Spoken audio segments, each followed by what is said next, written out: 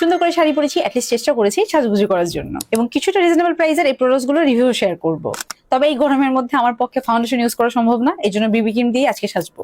তার আগে মার্সের gripping প্রাইমারটা use করছি। প্রাইমারটা আমার কাছে মোটামুটি ভালো লেগেছে, তবে এটার অ্যাপ্লিকেটরটা আমার পছন্দ হয়নি। এভাবে পাম্প করলে কিছু বের হয় না। জিনিসটাকে নিচে নিয়ে আমি প্রথমে হাতে নিই, তারপরে ফেসে অ্যাপ্লাই করি। প্রাইমারটার আমি অনেক ভালো ভালো রিভিউ দেখেছি, তবে আমার কাছে প্রাইমারটা মোটামুটি লেগেছে, মানে খুব একটা গ্রিপিং মনে হয়নি। তবে প্রাইমারটা বেশ হাইড্রেটিং। এখন মার্সের বিবি ক্রিমটা ইউজ করব। আমার শেড হলো 02 লাইট। এই শেডটা আমার স্কিন টোনের সাথে পারফেক্টলি ম্যাচ করেছে। তবে প্রথমে আমি বিউটি ব্লেন্ডার ইউজ করব না, আমি হাত দিয়ে স্প্রেড করে নিব, তারপরে বিউটি ব্লেন্ডার দিয়ে ভালো করে স্মুথ আউট করে ফেলবো। এটা লাইট কাভারেজের একটা বিবি ক্রিম, চাইলে এটা বিল্ড করে নিতে পারবেন। এটা অল দ্য স্কিনের জন্য সুটেবল, তবে যদি স্কিন খুবই অয়েলি হয় সেক্ষেত্রে অবশ্যই এটাকে ভালোভাবে সেট করে নিতে হবে, না হলে স্কিনটা একটু দেখতে মানে কেকি লাগতে পারে। সত্যি বলতে মেকআপের টেকনিক খুবই ইম্পর্টেন্ট একটা জিনিস, এবং মেকআপের আগে স্কিন টাইপ অনুযায়ী স্কিন কেয়ার করাও খুবই ইম্পর্টেন্ট। এখন ফুল ফেসটাকে আমি সেট করে নিব পন্ডসের বিবি পাউডারটা দিয়ে। এটার বেশ লাইট একটা কাভারেজ আছে এবং ফিনিশিং বেশ ভালো। সানস্ক্রিন ইউজ করার পরে রেগুলার ইউজের জন্য আমার কাছে এটা ভালো লেগেছে। এখন টেকনিকের এই প্যালেটটা থেকে ব্লাশ ইউজ করব।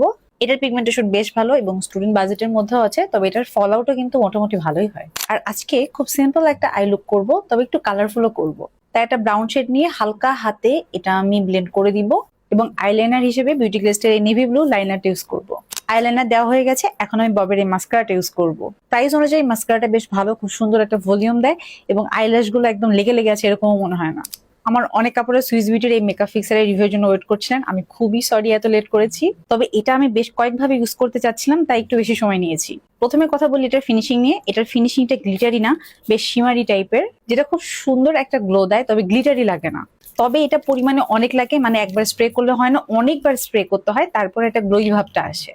আর চাইলে এটা মেকআপের আগেও ইউজ করতে পারেন, তখন স্কিনটা দেখে একটু গ্লোই লাগবে। আমি অলরেডি একবার স্প্রে করেছি, তবে আরেকবার স্প্রে করবো ওই গ্লোই ভাবটা আনার জন্য।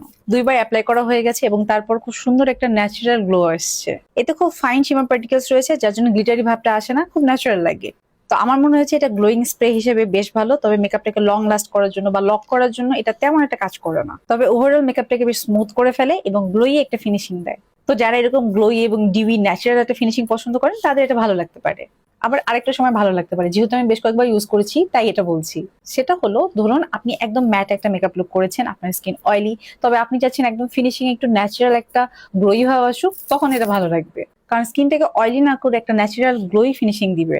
তো মেকআপ প্রায় শেষ, এখন একটা লিপ কম্বো ক্রিয়েট করবো। এর জন্য মার্সের এই লিপ টিন্টটা ইউজ করছি। এটা মার্সের 2 হার্স ভেলভেট লিপ টিন্ট, এবং মার্সের লিপ লাইনার ইউজ করছি। এটা শেড হলো 14 কোকো বাটার। আর বিউটি গ্লেস্টের লিপ অয়েল ইউজ করছি। এটা শেড হলো 107 হাগিং। বিউটি গ্লেস্টের লিপ অয়েল গুলো অনেকের কাছে স্টিকি স্টিকি লাগে, তো সেখানে আমি বলবো অল্প পরিমাণে ইউজ করেন এবং হালকা ড্যাব ড্যাব করে ইউজ করেন, জাস্ট লিপ গ্লসের মতো। তো আমার মেকআপ লুক এখানে ডান, এবং এই প্রোডাক্টগুলো আমাকে পাঠানো হয়েছিল স্কিন রেলা থেকে, পেজ আমি কমেন্টে মেনশন করে দিব।